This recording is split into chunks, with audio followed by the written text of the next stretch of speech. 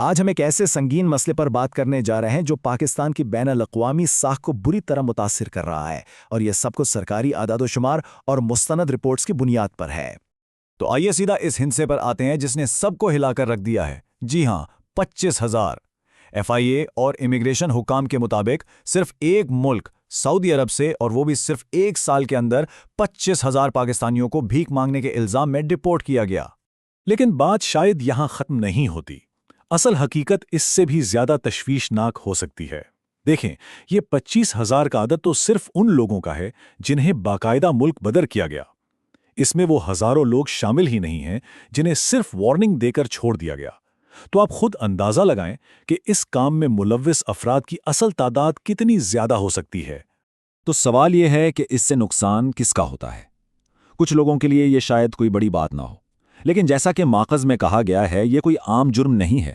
یہ ایک ایسا کام ہے جو بالواسطہ طور پر ہر اس محنتی اور عزت دار شخص کی توہین کرتا ہے جو پردیس میں اپنے ملک کا نام روشن کرنے کی کوشش کر رہا ہے۔ کچھ لوگ اسے ایک بے ضرر جرم کہہ سکتے ہیں، مگر حقیقت اس کے بالکل الٹ ہے۔ سورس میں اس کا موازنہ ڈکیتی سے یا کسی کا مستقبل تباہ کرنے سے کیا گیا ہے۔ کیوں؟ کیونکہ جب چند لوگ ایسا کرتے ہیں تو اس کی قیمت ان لاکھوں محنتی پاکستانیوں کو ادا کرنی پڑتی ہے جو ایمانداری سے اپنا رزق کما رہے ہیں۔ ذرا اسکرین پر موجود اس فرق کو دیکھیں۔ ایک طرف ہے وہ ظاہری شکل جو دنیا کو دکھائی جاتی ہے، انتہائی معتبر لگنے والے بزرگ یا اچھے کپڑوں میں ملبوس لوگ جو کسی زمیندار کی طرح نظر آتے ہیں، اور دوسری طرف ہے وہ کڑوی حقیقت۔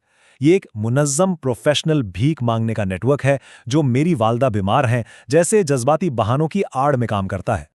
اور یہ معاملہ صرف دھوکہ دہی تک ہی محدود نہیں رہتا۔ ماخذ کے مطابق اگر کوئی ان افراد سے سوال کرے یا انہیں ان کے کام پر شرمندہ کرنے کی کوشش کرے تو یہی چہرے جارحانہ ہو سکتے ہیں اور نقصان پہنچانے سے بھی نہیں چوکتے۔ اب آتے ہیں ان لوگوں کی طرف جو اس پورے مسئلے کے سب سے بڑے اور خاموش شکار ہیں، یعنی وہ لاکھوں اوورسیز پاکستانی جو دن رات ایک کر کے نہ صرف اپنے خاندانوں کو پالتے ہیں بلکہ ملک کو قیمتی زر مبادلہ بھی بھیجتے ہیں۔ اس کے جو نتائج ہیں وہ بہت دور تک جاتے ہیں۔ یہ صرف پاکستان کی قومی ساخت کو نقصان نہیں پہنچاتا، بلکہ اس سے ایماندار محنت کشوں کو بھی شک کی نگاہ سے دیکھا جانے لگتا ہے۔ ان کی محنت کی قدر کم ہو جاتی ہے، انہیں ویزا کی پابندیوں جیسی عملی مشکلات کا سامنا کرنا پڑتا ہے۔ مطلب سزا چند لوگوں کے اعمال کی پوری کمیونٹی کو بھگتنی پڑتی ہے۔ بیرون ملک مقیم پاکستانیوں کے دل کی آواز، ان کا سارا دکھ اس ایک سوال میں چھپا ہے: ہم جو سارا دن سخت دھوپ میں مزدوری کرتے ہیں، اس کا کیا فائدہ؟ کیا صرف اس لیے کہ کوئی ہم پر ترس کھائے یا ہمیں بھکاریوں کی قوم کا فرد سمجھ کر دیکھے؟ یہ وہ تکلیف ہے جو صورتحال سے جڑی ہے۔ تو یہاں ایک بہت بنیادی سوال پیدا ہوتا ہے، آخر اس سب کو روکنے کی ذمہ داری کس کی ہے؟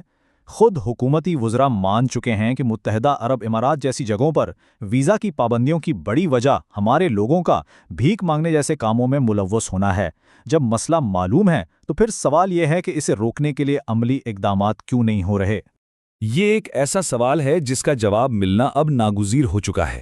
اگر مسئلے کو تسلیم کر لیا گیا ہے تو پھر اس کے حل کے لیے ایک واضح اور مؤثر حکمت عملی بھی تو سامنے آنی چاہیے۔ تو اس مسئلے کا حل کیا ہے؟ آئیے اب اس تجزیے کے آخری اور سب سے اہم حصے کی طرف چلتے ہیں، جہاں ماخذ میں اس بحران سے نمٹنے کے لیے کچھ ٹھوس اور قابل عمل تجاویز دی گئی ہیں۔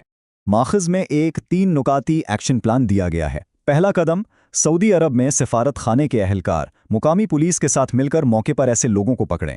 دوسرا قدم، ٹیکنالوجی کا استعمال کیا جائے، ان کی ویڈیوز سے نادرا کے ڈیٹا بیس کے ذریعے ان کی مکمل شناخت کی جائے۔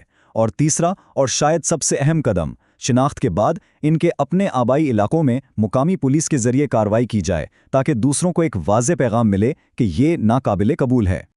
اور ماخذ میں یہ بات بہت واضح طور پر کہی گئی ہے کہ یہ کوئی عام مسئلہ نہیں ہے جسے معمول کے مطابق حل کیا جا سکے۔ اگر ملک کی ساکھ کو مزید نقصان سے بچانا ہے تو اس پر ہنگامی بنیادوں پر کام کرنا ہوگا۔ اور آخر میں ہم اس تجزیے کو اس ایک اہم سوال پر ختم کرتے ہیں جو اس مسئلے کی جڑ تک جاتا ہے۔ کیا یہ سب کچھ محض غربت اور مجبوری کا نتیجہ ہے، یا پھر یہ ایک منظم مافیا اور پیشہ ورانہ جرم ہے جو ملک کی بدنامی کا باعث بن رہا ہے؟ اس سوال کا صحیح جواب ہی اس مسئلے کے حقیقی اور پائیدار حل کی طرف ہمارا پہلا قدم ہوگا۔ ہمارے ساتھ رہنے کا شکریہ۔